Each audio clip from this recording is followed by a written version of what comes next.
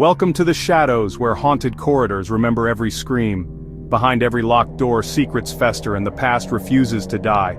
Turn down the lights if you dare, and let's begin. This story comes from Arthur, an orderly in a state hospital during the late 70s. The air was thick with unspoken stories, the linoleum floors echoing with the ghosts of treatments past.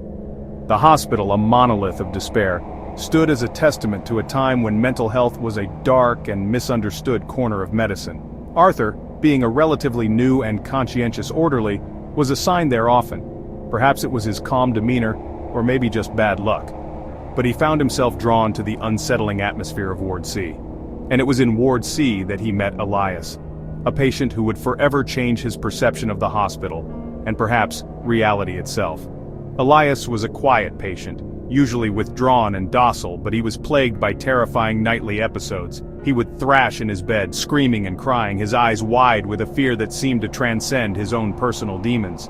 Elias claimed to hear screams, women, children, all begging for help. Their voices, he said, were faint but persistent, a chorus of despair echoing in the dead of night. He insisted they were coming from the very walls. He would press his ear against the cold, cracked plaster, his face contorted in a mixture of terror and empathy. The staff, hardened by years of dealing with the mentally ill, dismissed it as paranoia, another symptom of Elias's condition. They prescribed him stronger sedatives, hoping to quiet the voices in his head. But Arthur noticed Elias's descriptions were disturbingly vivid, far more detailed than the typical ramblings of a paranoid patient. There was a chilling consistency to his accounts, a sense of genuine terror that Arthur couldn't ignore. One night, Elias, in the throes of one of his terrifying episodes, grabbed Arthur, pleading, his grip surprisingly strong. "Can't you hear them? They're right there in the walls!" He pointed a trembling finger at the aged plaster, his eyes wide with unspeakable fear. Arthur, deeply unsettled by Elias's genuine terror and the unsettling consistency of his claims, began digging into the hospital's records, searching for any clue that might explain the phenomenon. He discovered that Ward C had once housed experimental treatments that would be considered barbaric by today's standards. Lobotomies, electroshock therapy, and other procedures were performed with alarming frequency, often with little regard for the patient's well-being. It also contained seclusion cells, small, dark rooms where patients were often left for days, sometimes weeks, in complete isolation. These cells were meant to be therapeutic, but they often became instruments of torture, driving patients further into madness. Its history was steeped in cruelty, a dark chapter in the annals of mental health care. The walls themselves seemed to absorb the suffering, the pain, the desperation of the patients who had been subjected to such inhumane treatment. Delving deeper, old blueprints revealed a hidden section. This section was located behind a wall near Elias's room, a part of the ward that seemed to have been deliberately concealed. These rooms were erased from modern plans, as if someone wanted to completely obliterate them from the hospital's memory. They were a secret, a hidden shame that the institution wanted to keep buried. Driven by a growing sense of dread and a need to understand Elias's torment, Arthur, during a late shift, began to examine the wall near Elias's bed. He tapped along the surface, listening for any change in the sound. Finally, he found a hollow spot. Armed with a pry bar, he carefully pried it open. Behind the wall, he uncovered a series of cramped, hidden rooms, a secret chamber lost to time. Inside, rusted shackles, still bolted to the walls. Crude restraints, fashioned from leather and metal, lay scattered on the floor, and ominous stains that told of unimaginable suffering, a silent testament to the horrors that had transpired within those hidden walls. Arthur realized with a chilling certainty that the screams Elias heard weren't just hallucinations. They were echoes of real torment, the residual energy of pain and suffering, trapped in the asylum's walls, forever imprinted on the very fabric of the building. Arthur, shaken to his core, carefully replaced the blocks, sealing the hidden rooms once more. He knew that reporting it would only lead to denial, ridicule, or worse, perhaps even being labeled as mentally unstable himself. He requested and received a transfer out of Ward C as soon as possible. But the memory and the faint, distant screams that sometimes echoed in his mind haunted him for years, a constant reminder of the darkness he had uncovered. The building itself, he realized, was haunted not by ghosts, but by its own history, by the weight of the suffering it had witnessed. Some wounds never heal. They only echo night after night, a symphony of pain resonating through the corridors of time. And sometimes, no matter how hard we try to bury them, the past refuses to stay buried, clawing its way back to the surface, demanding to be heard. This next story comes from Clara, a former patient in a private asylum in the 1950s. These asylums, often shrouded in secrecy and isolation, were worlds unto themselves, where the line between sanity and madness blurred, and the vulnerable were often at the mercy of those in power. She spoke of Mr. Hemlock, an orderly who was polite and helpful by day, always ready with a kind word or a helping hand. He presented a facade of compassion, a comforting presence amidst the sterile environment of the asylum, but beneath the surface lurked a predator by night. Hemlock thrived in the darkness. When the asylum fell silent and the patients were at their most vulnerable, the long, shadowy hallways became his hunting ground.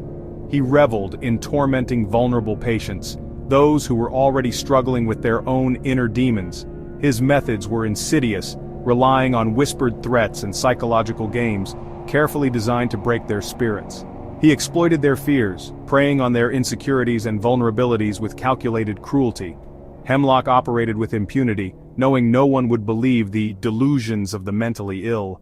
Their cries for help would be dismissed as mere symptoms of their condition, leaving them trapped in his web of torment. But the darkness he spread like a creeping vine began to turn on him. The asylum, a place of suffering, seemed to absorb his malice and reflect it back.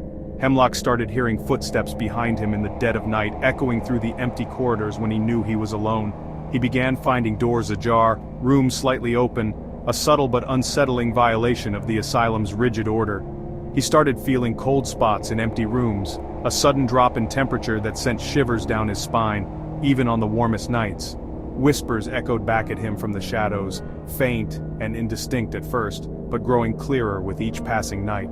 They were his own words, twisted and mocking, a chorus of the suffering he had inflicted, now turned against him. His confidence crumbled. The arrogance that had fueled his cruelty began to dissipate, replaced by a growing sense of dread. He became paranoid, constantly looking over his shoulder, convinced that he was being watched, that unseen eyes were following his every move. He was haunted by the spirits of those he'd tormented, their spectral forms appearing in mirrors and at the edges of his vision, a constant reminder of his sins. One night, he was found cowering in a corner of the asylum basement, a place he often used to scare the patients, now his own prison. He was babbling about hands grabbing him from the darkness and faces in the dark, their eyes filled with accusation and rage. He grew erratic, his behavior becoming increasingly unpredictable and volatile. He was aggressive by day, lashing out at his colleagues and the patients, his carefully constructed facade of politeness completely shattered. But he was terrified by night, consumed by the fear of what lurked in the shadows, the unseen forces that were closing in on him. Until one morning, he was found catatonic in his apartment, his eyes wide with terror, his body unresponsive. He was whispering, barely audible, "They won't leave me alone," a chilling testament to the torment he was enduring. Hemlock was admitted as a patient, his descent into madness complete. He was brought to the very asylum where he'd once ruled, now stripped of his power and authority, a victim of his own making. Clara saw it as grim justice, a fitting end for a man who had reveled in the suffering of others. It was as if the darkness he inflicted had come for him, a karmic reckoning for his cruel deeds. The spirits of the wronged, she believed, had finally found their voice, their collective pain manifesting as a force of retribution. They had claimed their vengeance, turning the tables on their tormentor and driving him to the brink of insanity. Hemlock became another lost soul within the asylum's walls, his identity consumed by the very madness he had exploited. His reign of terror was replaced by his own personal nightmare, a terrifying reflection of the suffering he had caused. In asylums like these, where the boundaries between sanity and madness were so fragile, cruelty never goes unpunished for long. The darkness always finds a way to return to its source. Sometimes the ghosts that haunt us aren't external entities, but the memories we create, the consequences of our own actions echoing through the corridors of time. Our final story tonight comes from Eleanor. It's a chilling tale, one that lingers in the mind long after it's been told. It speaks of secrets, of hidden places, and the darkness that can reside within the walls of even the most seemingly ordinary institutions. Prepare yourself, for this is not a story for the faint of heart. Eleanor was a young, bright-eyed nurse, fresh out of training, when she took a position at Blackwood Manor in the early 80s. Blackwood Manor, a psychiatric hospital with a long and somewhat troubled history, stood on a hill overlooking the town, a silent sentinel guarding its secrets. From her very first day, Eleanor noticed an undercurrent of unease amongst the staff. Whispers followed her down the long, echoing corridors. The staff whispered about a perpetually locked room, Storage 7, a place shrouded in mystery and hushed tones. It was located on the top floor, far from the hustle and bustle of the main wards, a place where shadows danced and secrets seemed to cling to the very air. The top floor was a world unto itself, isolated and forgotten. Eleanor's curiosity grew with each passing day, fueled by the hushed conversations and the palpable sense of dread that seemed to emanate from the direction of Storage 7. She noticed the heavy iron-locked door, its surface scarred and weathered by time, a silent testament to the secrets it held. Adding to the mystery was the strange, metallic odor seeping from beneath it, a scent that hinted at something unnatural, something long forgotten and best left undisturbed. It was a smell that clung to the back of her throat, a constant reminder of the room's unsettling presence. Her questions about the room were met with silence and warnings from the senior staff, their faces etched with a mixture of fear and disapproval.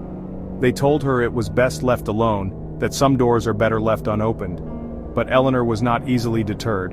The mystery had taken root in her mind, and she couldn't let it go. The more she was warned, the more determined she became to uncover the truth behind Storage 7. One night, while working the late shift, fate intervened. She found the head nurse's keys unattended on her desk, a gleaming set of old iron keys, each one a potential gateway to the hospital's hidden corners. Among them, she recognized the ornate iron key that opened Storage 7. It felt heavy in her hand, a weight of responsibility and impending dread. Driven by an insatiable curiosity, and despite the warnings echoing in her mind, Eleanor made her way to the top floor. Alone, heart pounding in her chest, she unlocked Storage 7. The lock clicked open with a resounding echo that seemed to amplify the silence around her. She pushed the heavy door open and stepped into a room thick with the stench of decay and chemicals, a suffocating aroma that assaulted her senses. Dust motes danced in the faint light filtering through a grimy window, illuminating a scene of unsettling neglect. The walls were padded with something like hardened leather, stained and cracked with age, a grim reminder of the room's former purpose. The padding seemed to absorb the sound, creating an eerie silence that amplified the feeling of isolation.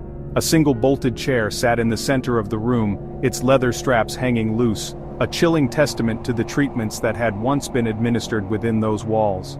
It was a stark and unsettling image, a symbol of the room's dark history. Surrounding the chair were archaic medical instruments, their surfaces coated in a layer of dust and grime. They were tools of a bygone era, instruments of pain and suffering that spoke of a time when mental illness was poorly understood and cruelly treated. On a shelf, she found a stack of old leather-bound journals, their pages filled with the frantic scribblings of a doctor obsessed with curing a violent patient, a doctor who had clearly crossed the line between science and madness. As she delved deeper into the journals, she discovered that his methods had devolved into isolation, a cruel and inhumane attempt to break the patient's spirit. Deprivation stripping away everything that made the patient human, leaving him a shell of his former self. And finally, crude experiments, procedures that defied all ethical boundaries and left Eleanor reeling in horror.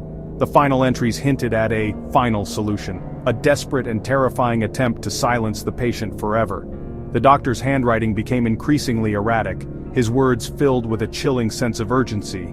Then, abruptly, the entries stopped. The patient vanished from all records as if he had never existed. His name was erased, his file disappeared, leaving behind only a void in the hospital's history. As Eleanor read the chilling details, a growing sense of unease washed over her. She felt a presence in the room, a cold spot that seemed to follow her every move.